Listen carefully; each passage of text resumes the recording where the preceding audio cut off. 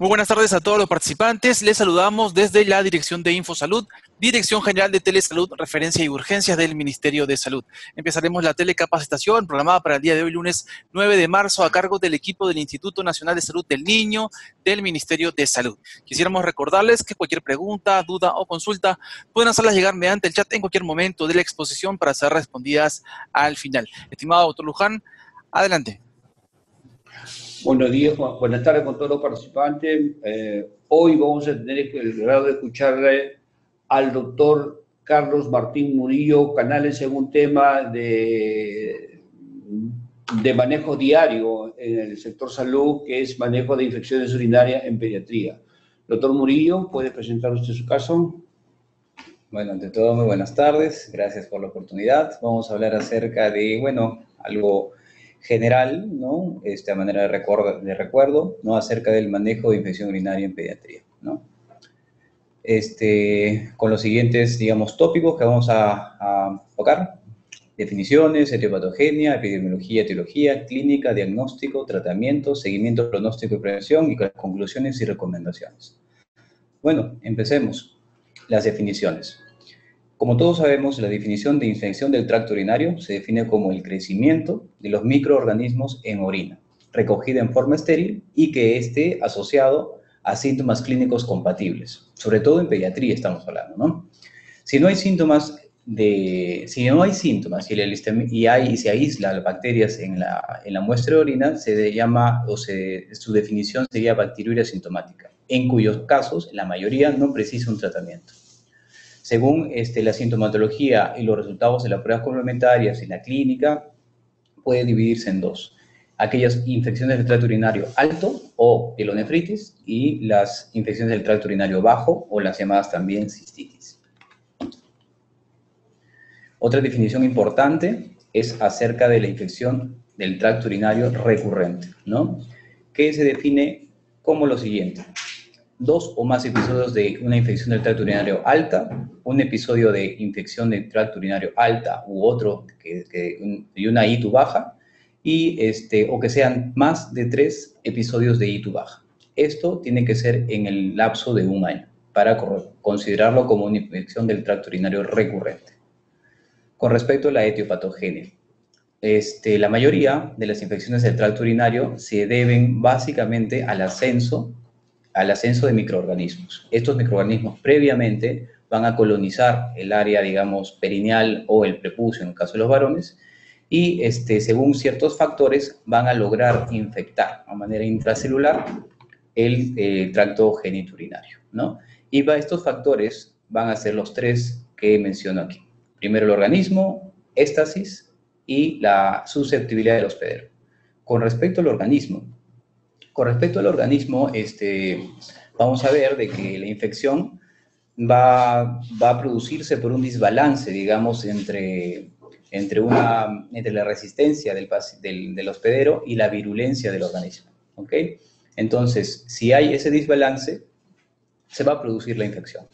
Ahora, por otra parte, el organismo también tiene ciertos componentes que hacen que sean virulentos, ¿no? Como por ejemplo, en el caso más frecuente sería del E. coli, que es más frecuente causante de la infección urinaria, y tiene, dentro de su composición, ¿no?, los pilios o fimbrias. Estos pilios o fimbrias tienen la capacidad de adherirse a receptores del urotelio y de esta manera producir la enfermedad.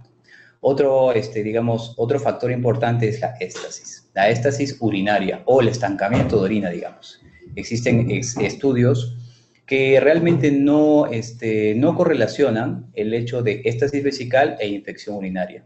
Pero lo coloco aquí porque hay en la práctica diaria y particularmente hablando, la éstasis o el estancamiento de orina tiene bastante repercusión en la erradicación de microorganismos en pacientes con infección del tracto urinario recurrente, ¿no? Esta éstasis o estancamiento de orina va a deberse básicamente a 2 cosas, ¿no? Un factor anatómico, por obstrucción o reflujo vesicoureteral, y un factor funcional. En el caso de las vejigas neurogénicas, disfunción del vaciamiento vesical o el estreñimiento, ¿no? Y por último tenemos el factor del hospedero, ¿no? La susceptibilidad del hospedero. que está en relación a la edad. A menos edad, digamos, hay, digamos, más susceptibilidad. El hecho de que el paciente haya recibido, o el paciente lactante haya recibido lactancia materna, eso implica o le confiere cierta defensa al paciente, ¿no? Con respecto a las inmunoglobulinas, ¿no? Específicamente la hemoglobina A. También tiene mucho que ver el prepucio, ¿no? El prepucio, ciertas diversas estudios hablan de que el prepucio podría aumentar en 10 a 20 veces el riesgo de una infección urinaria en pacientes susceptibles, ¿no? Con respecto a la epidemiología, nos hemos dado cuenta que la edad y el sexo son factores importantes, ¿no? A menos edad es, digamos, un poco más difícil de tratar. Es así de que menos de 3 meses los pacientes realmente a veces es un poco más letal la infección del tracto urinario. Y en caso del sexo también, en caso de los varones, más hay probabilidad de infección menos de 6 meses, y en caso de las mujeres hay mayores casos mayores de 1 año, ¿no? Los factores de riesgo para una recurrencia de infección del tracto urinario son uropatías obstructivas, disfunción vésico-intestinal, actividad sexual en adolescentes, portadores de catéteres urinarios, ¿no? Estos son los factores para recurrencia de infección del tracto urinario. Continuamos con la epidemiología. Como les había dicho, E. coli representa el 60-80%, ¿no? del agente etiológico y de la causa de la infección urinaria. Existen otros en menor proporción, y sobre todo en aquellos que tienen exposición previa a antibióticos o anomalías urinarias, estas van a incrementar, ¿no? La posibilidad de encontrar como agente etiológico al Proteus, por ejemplo, o al Klebsiella pneumoniae. Menos frecuentes se encuentran en pacientes las enterobacterias, ¿no? Como el Klebsiella, Enterobacter, Citrobacter, Serratia, Morganella. Esto más en pacientes, digamos, inmunocomprometidos o que tengan alguna anomalía en la vía urinaria.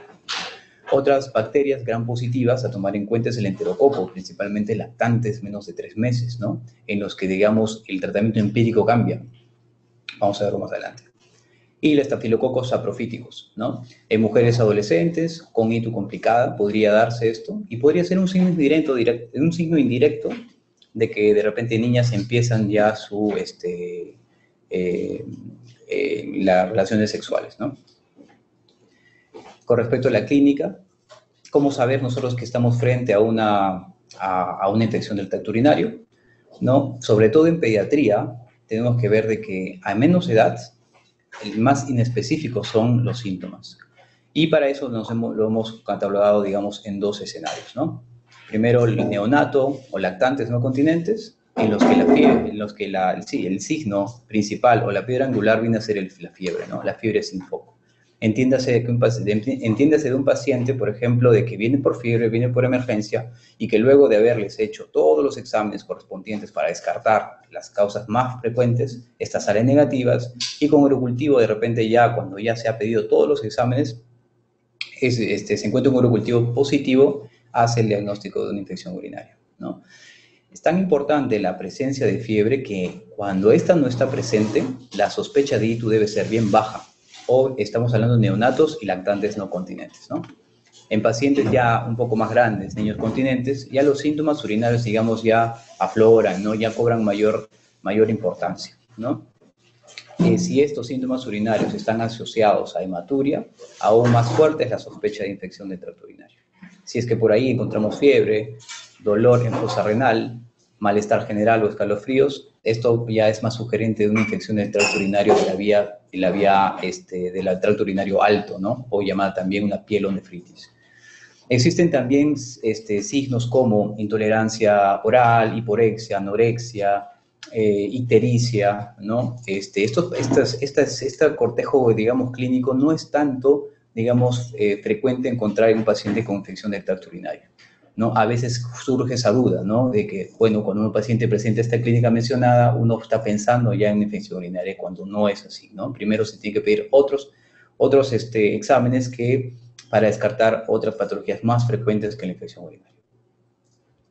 Con respecto al diagnóstico, bueno, como lo estaba viniendo, como venía diciendo, el urocultivo es el examen, ¿no? Que nos va a ayudar bastante a hacer el diagnóstico, ¿no?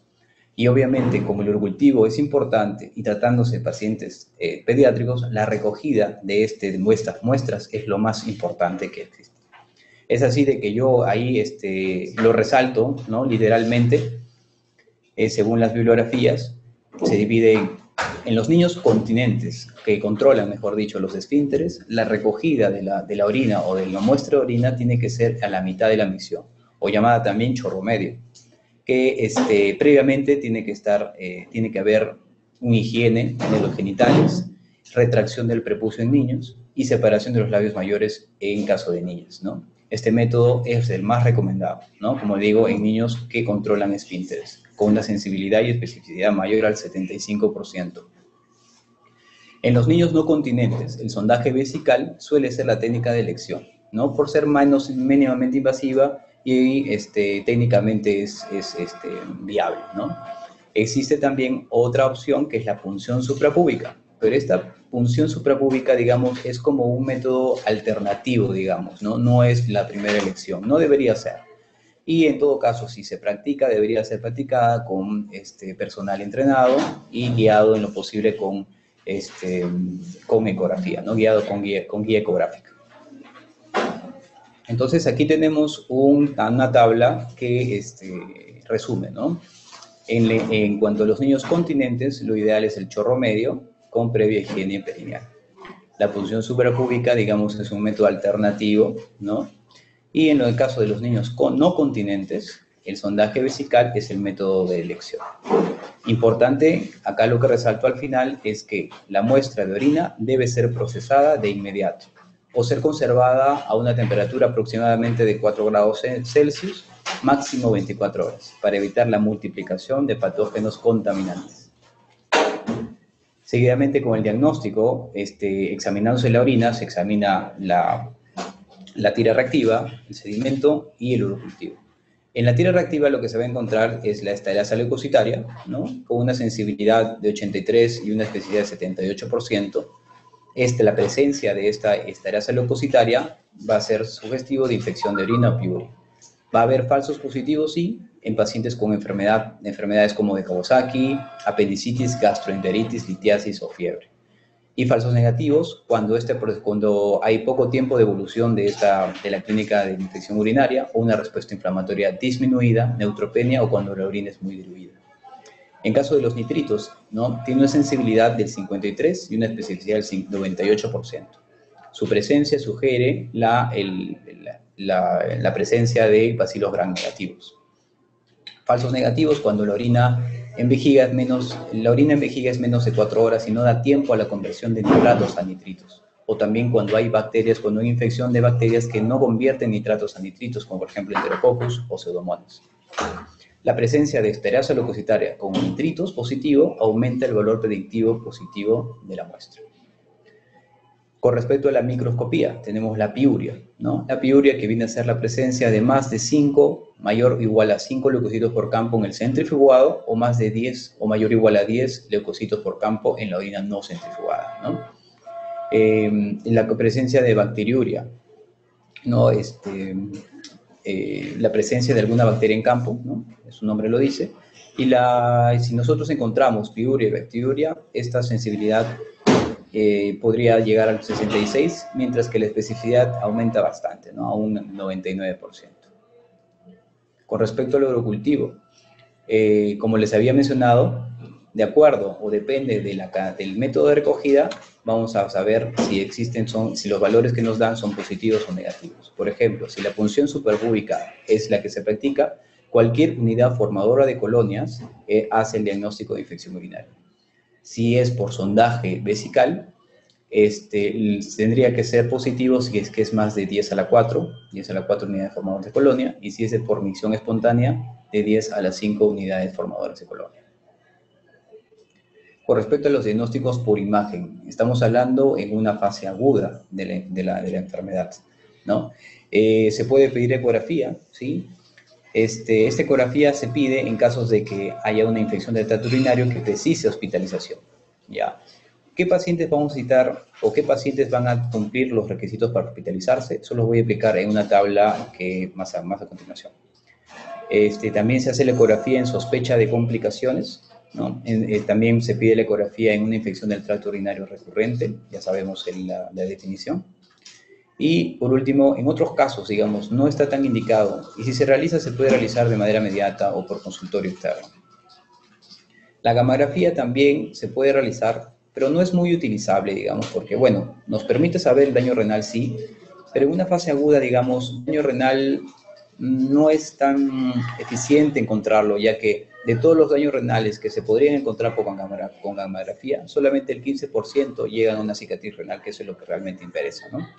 Por lo tanto, una gamografía no es muy utilizada y tampoco el tema costo-efectividad no representaría, ¿no? Y la tomografía se podría pedir si es que hay una sospecha de pielonefritis, ¿no? O xantogranulomatosa, o de repente una sospecha de absceso renal, ¿no? En la que la tomografía cobra un papel importante, ¿no? Cuando esto es en el tamaño, básicamente, del absceso renal, ¿no? Si este paciente va a tratamiento médico o va a tratamiento quirúrgico por el tamaño de los abscesos. Con respecto al tratamiento, el tratamiento va a tener los siguientes objetivos, ¿no? Alivio de síntomas, prevenir el riesgo de sepsis, disminuir la posibilidad de complicaciones. Ese tratamiento debe ser, digamos, lo más precoz posible, ¿no? Se sugiere que sea lo más precoz posible, mejor dicho. Bueno, el tratamiento empírico, según las bibliografías, hablan de que las cefalosporinas de segunda o tercera generación podrían ser las mejor indicadas. Cefalosporinas de segunda en caso de cistitis o hito bajas, mientras que la tercera generación podría ser en hitos altas, ¿no? Añadir aminoglucósidos si se requería el caso, ¿no? En Europa se habla más del uso de fosfomicina, ¿no? Como tratamiento, digamos, del día a día. Esos vienen a ser esta tabla viene a representar aquellas indicaciones de hospitalización en un paciente con infección del tracto urinario. Pacientes que sean menores de 3 meses, afectación del estado general o aspecto séptico, inmunosupresión, que haya vómitos, deshidratación o mala tolerancia oral, uropatía obstructiva, o reflujo vesiculetral, ¿no? Si es que son de alto grado. Imposibilidad de asegurar un seguimiento correcto, y fracaso del tratamiento oral, ¿no? Se denomina fracaso al tratamiento cuando hay una persistencia de fiebre o afectación del estado general, tras 48 horas de tratamiento correcto. Bueno, una vez conocido el resultado del cultivo, ya es un poco más fácil guiar o, digamos, manejar a este paciente, ¿no? Puesto que se utiliza el tratamiento, o mejor dicho, el antibiótico más adecuado, ¿no? La elección del antibiótico va a ser en base a su mejor difusión, ¿no? En el parénquima renal y la orina, baja toxicidad, mejor si son bien tolerados o no, y con el menor espectro posible. No es necesario, según las guías, realizar un cultivo de control cuando la respuesta clínica es adecuada, ¿no? O cuando la evolución es favorable. Con respecto al seguimiento, pronóstico y prevención. Este paciente debe ser seguido, ¿no? En atención especializada, por ejemplo, en urología. Si es que estos pacientes son menores de 6 meses con un primer evento de infección del tracto urinario, o si hay una ITU atípica o recurrente.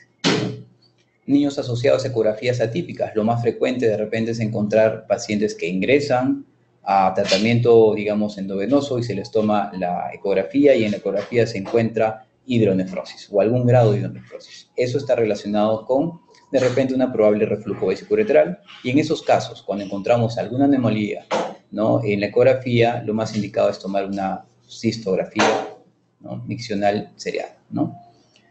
La gamografía renal en casos ya de seguimiento sí está indicado, ¿no? Posterior a los 4 a 6 meses, ¿no? del evento infeccioso.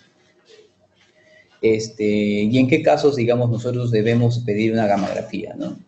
En los siguientes: cuando hay una infección del tracto urinario recurrente, cuando la infección del tracto urinario está asociada a uropatía obstructiva, o cuando ha existido un retraso de más de 48 horas, ¿no? Del inicio de la antibiótico terapia apropiada. También tenemos qué medidas o recomendaciones debemos de instar, ¿no? De repente decir a los papás, básicamente, ¿no? evitar malos hábitos nutricionales. Esta es una de las cosas más importantes, diría yo, porque he visto pacientes, hemos tenido pacientes de que, por ejemplo, sobre todo mujeres, es lo que más me pasa, ¿no? Niñas que difieren, ¿no?, la micción por jugar, por estar con los amigos, y ahora último estoy viendo más que evitan ir al baño por ver el celular, digamos, ¿no? Entonces, ahí tiene que haber mucho cuidado, las mamás sobre todo ir viendo en esa frecuencia, ir cuidando esa frecuencia urinaria de los niños. Lo segundo sería una ingesta adecuada de líquidos, y lo tercero es la corrección del estreñimiento, que tiene bastante relación con la infección urinaria, o por lo menos con la bacteriuria asintomática. Bueno, hay estudios que no recomiendan, porque no hay una base científica, digamos, fuerte, sólida, acerca de que los arándanos o el cambio de pañal frecuente puede usarse como un factor de protección, ¿no? La circuncisión sí podría plantarse en niños con ictus recurrente, ¿no? Sobre todo en niños que de repente tengan el riesgo también de infección, como es en el caso del reflujo vesicoureteral. Sí podría, y es más, sí lo hemos practicado. Con respecto a la profilaxis, la profilaxis, hay un cierto debate en cuanto a esto, ¿no? Algunos hablan que la profilaxis sí debería, otros hablan que la profilaxis no debería de instalarse, ¿no? Yo creo de que la profilaxis se debe instaurar en pacientes de forma individualizada, ¿no? Y en base a patologías, digamos, obstructivas. En todo caso, el antibiótico, digamos, ideal para que se pueda, digamos, para que pueda ser, digamos, entre comillas, candidato de profilaxis, sería aquel antibiótico que tenga bajos niveles séricos, elevados niveles urinarios, mínimos efectos sobre la flora fecal, bajo costo y buena tolerancia. Aquí, hoy por hoy, nosotros escogemos a la nitrofurantoína como el primer, digamos, antibiótico que cumple con estos 5 parámetros. Obviamente, en algunos pacientes la nitrofurantoína no cumple con el último, que es la tolerancia, ¿no? Algunos, diría yo, ¿no? Menos de la mitad, ¿no? Básicamente, los pacientes que no toleran, básicamente desarrollan un poco de hiporexia o náuseas, ¿no?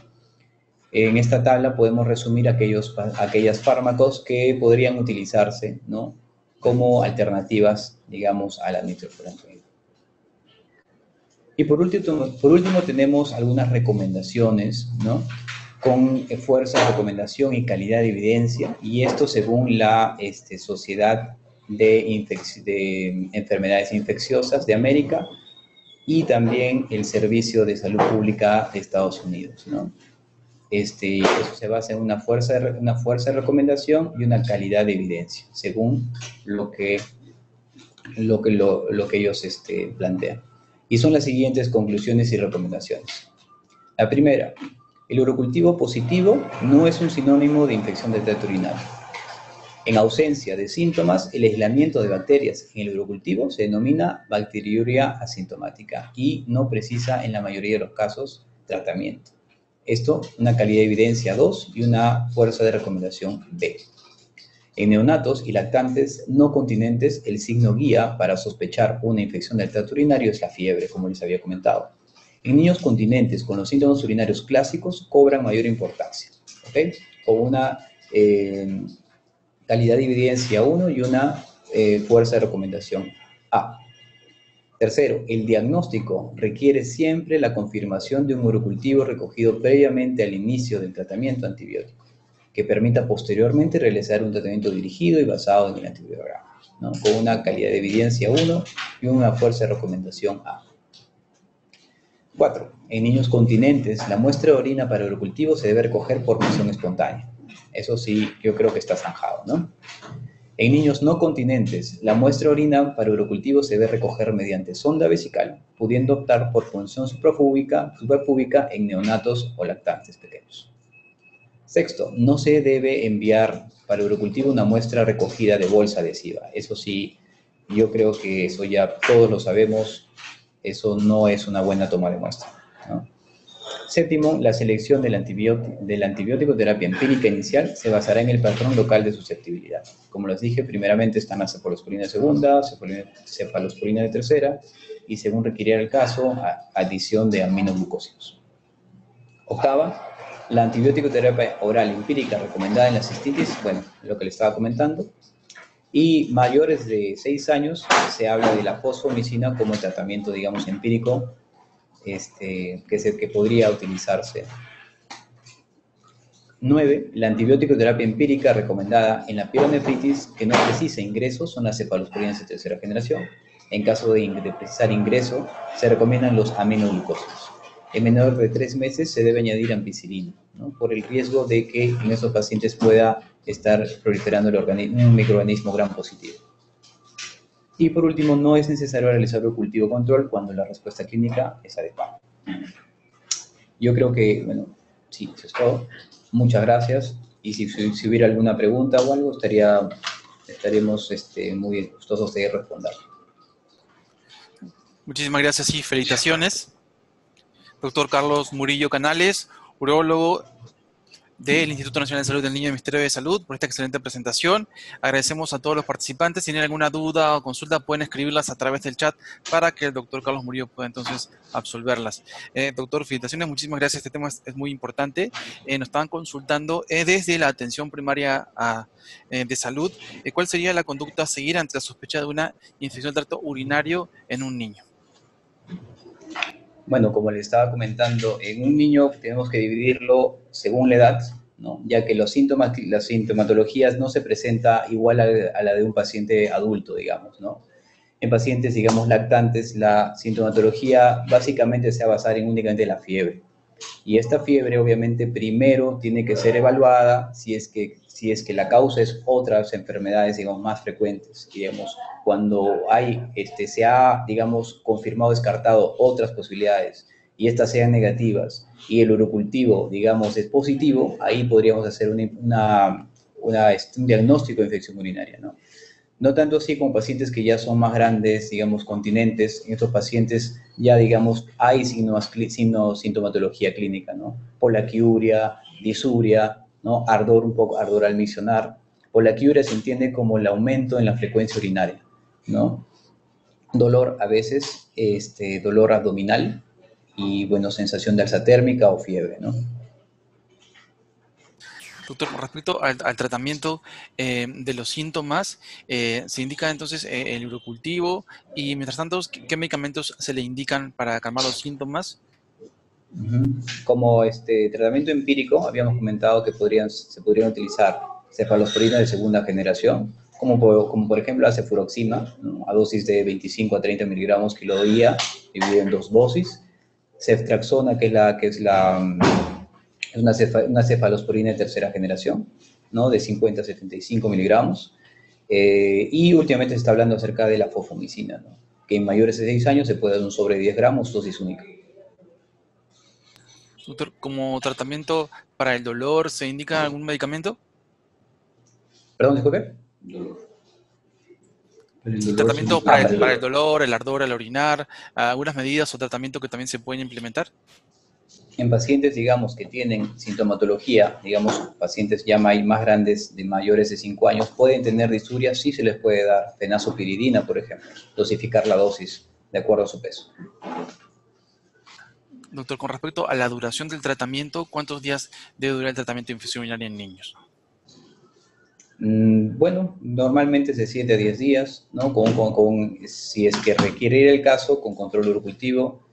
Si es que, por ejemplo, encontramos alguna ecografía que demuestre que hay algo más que se debe estudiar, en estos pacientes ya se debería seguir el estudio y evaluar la posibilidad de profilaxis antibiótica. Doctor, ¿cuándo se debería entonces realizar la referencia al especialista desde atención primaria hacia un hospital de mayor resolución? Ya. Eso sí, yo quisiera que, no sé si están viendo las imágenes. A ver, ¿dónde está? Factores de riesgo. No. ¿Dónde está, querido? Al inicio. Creo que...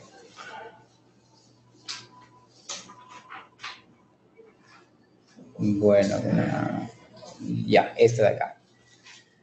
En caso de que la infección urinaria sea en pacientes que tengan uropatía obstructiva, que tengan disfunción vesicointestinal, ¿no? En pacientes que hayan tenido actividad sexual, digamos, mujeres, pacientes mujeres adolescentes o portadores de catéteres urinarios, ¿no?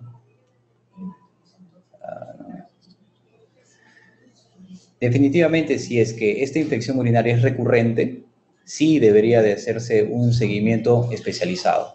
Si es que eventualmente se llegan a hacer ecografías y estas hay, y se encuentra que hay de digamos, alguna anomalía en el tracto genitourinario, también debería verse por especialidad, ¿no? Básicamente yo creo que son esas. Importantísimo, doctor. Doctor, ¿qué síntomas o signos de alarma debemos tratar de evidenciar tempranamente que nos estaría hablando de alguna complicación de la infección urinaria? Bueno, alguna clínica o algo que nos haga sospechar, digamos, es la fiebre en un niño. En general, la fiebre en lactantes es peligroso, ¿no?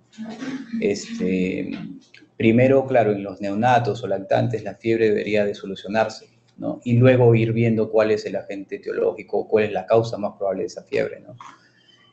Como una clínica, digamos, que nos haga pensar o sospechar, digamos, en infección urinaria, en un neonato solamente es la fiebre, es un poco difícil de decirle eso, ¿no?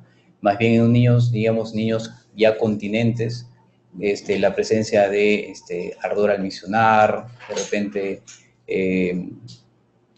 frecuencia urinaria, la frecuencia urinaria que está aumentada nos podría llevar de repente o hacer pensar de que sí necesitaría pues un tratamiento más especializado.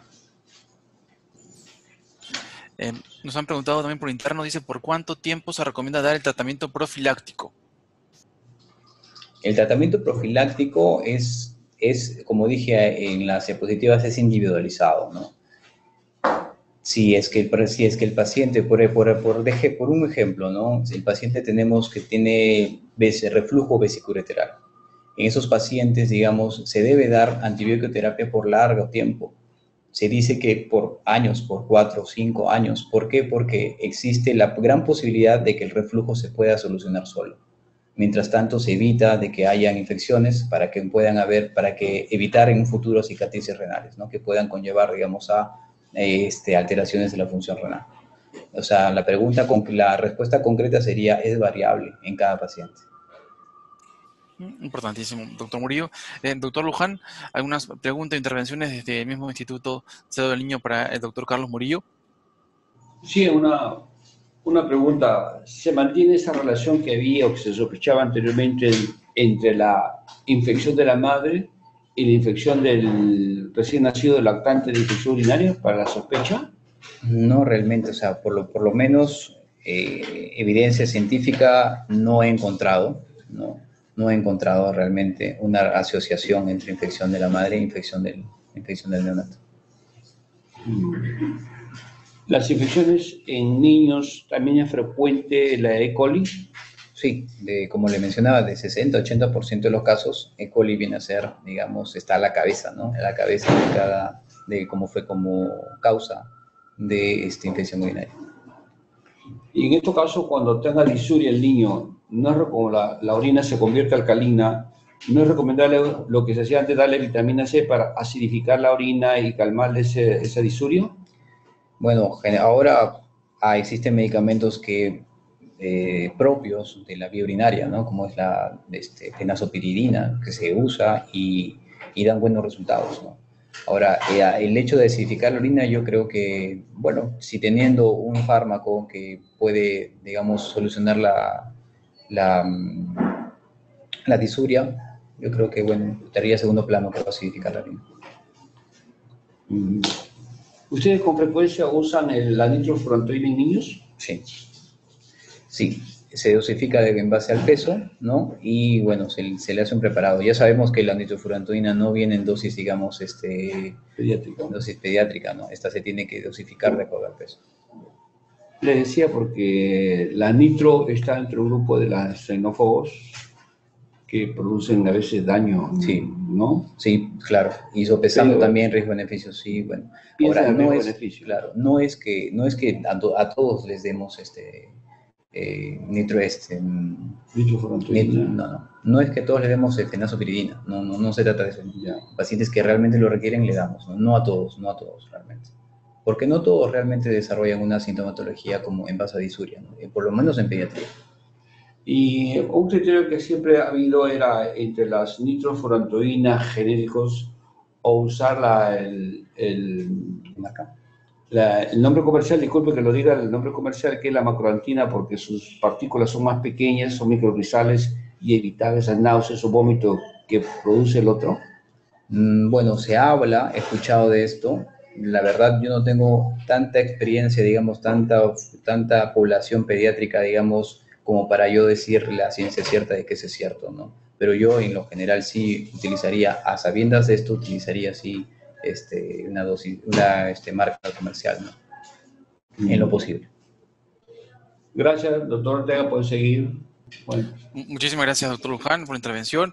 Y bien, felicitar al doctor Carlos Murillo Canales, especialista en urología pediátrica del Instituto Nacional de Salud del Niño. Algunas recomendaciones finales, principalmente dirigidas a la atención primaria en salud, doctor. Muchas gracias, les esperamos. Bueno, lo que le estaba comentando, ¿no? Tener una buena